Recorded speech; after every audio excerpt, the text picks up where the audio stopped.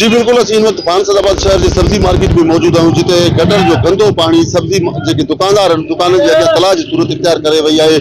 फानसादाबाद शहर जे जेके town committee आहे, उन जो जेको माहिवार जेका बजट आहे, तक़रीबन लॻभॻि 2 करोड़ ॿुधायो पियो वञे, पर अफ़सोस फानसादाबाद शहर जे मुख़्तलिफ़ महलनि, शहरनि, दुकाननि अॻियां गटर जो गंदो पाणी ऐं किचिरे जा वॾा वॾा ढेर नज़र अची रहिया आहिनि। दुकानदार जेके हिन वक़्तु सरापा एहतिजाज बणियल आहिनि, दुकानदार सख़्तु परेशान आहिनि। शहरी थोड़े दुकानदार हिन वक़्तु सख़्त तकलीफ़ुनि खे मुंहुं ॾेई रहिया आहिनि। गटर जो गंदो पाणी, किचिरे जा वॾा ढेर नज़र अची रहिया आहिनि।